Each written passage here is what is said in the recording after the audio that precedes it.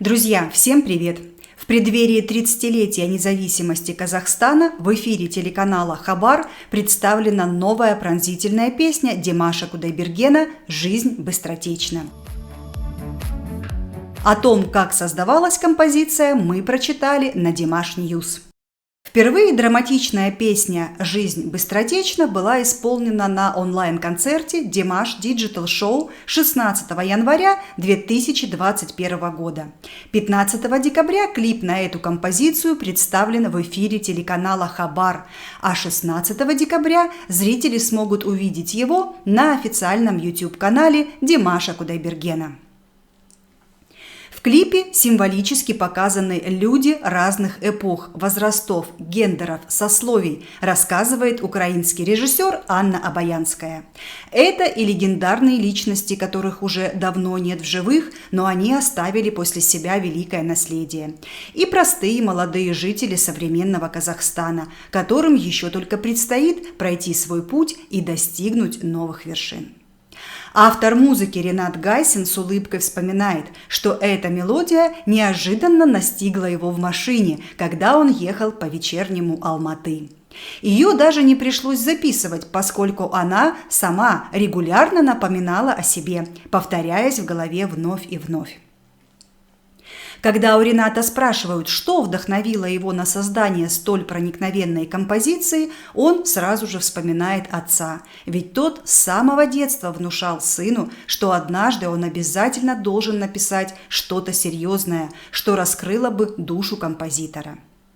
Песня «Жизнь быстротечна», по словам Рената, с 2009 года лежала на полке.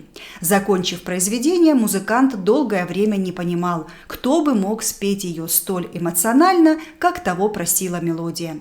И только в 2021 году композиция, наконец, дождалась своего исполнителя Димаша Кудайбергена. Для себя композитор называет эту песню «Одой жизни». Одой жизни любого человека, который хотя бы раз задумывался о смысле своего существования.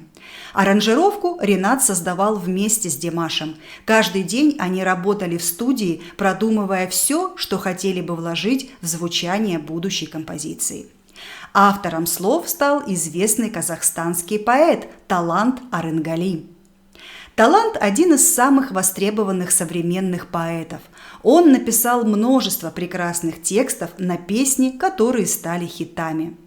Над композицией «Жизнь быстротечна» мы с ним работали в течение 2-3 дней. Талант, как гениальный автор слов, услышав меня и Димаша, вложил сердце и душу в этот текст, поделился Ренат.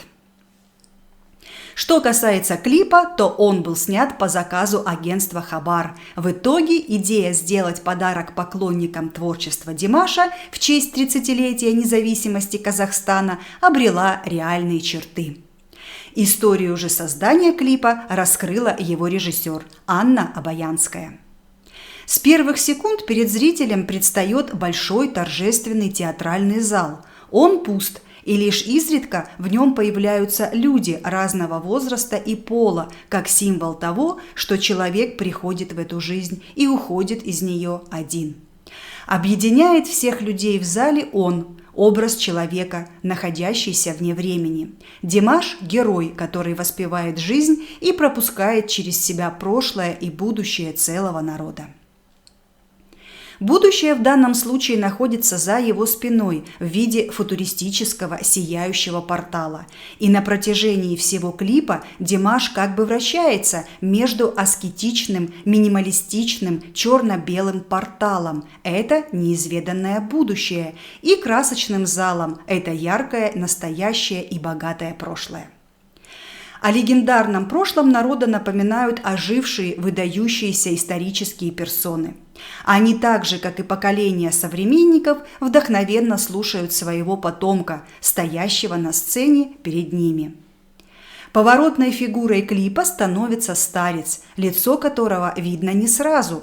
Он проходит по пустому залу, в каждом его движении читается ностальгия, будто он здесь уже был когда-то. В ключевой момент зритель понимает, что это и есть Димаш, но в глубокой старости. Умудренный жизненным опытом взрослый мужчина и полный энергии и устремленный молодой парень – одно целое.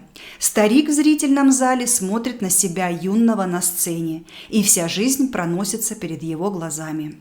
Этот момент олицетворяет цитату артиста о том, что однажды он также сядет в зрительном зале, как простой зритель, и ему не должно быть стыдно за пройденный жизненный путь.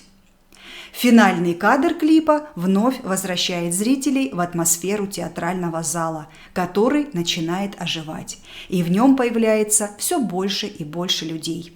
При этом сам артист идет к своему зрителю здесь и сейчас. Ну что ж, друзья, напоминаем вам, это была статья из Dimash News с легкими редакторскими правками. Всем большой рахмет за внимание.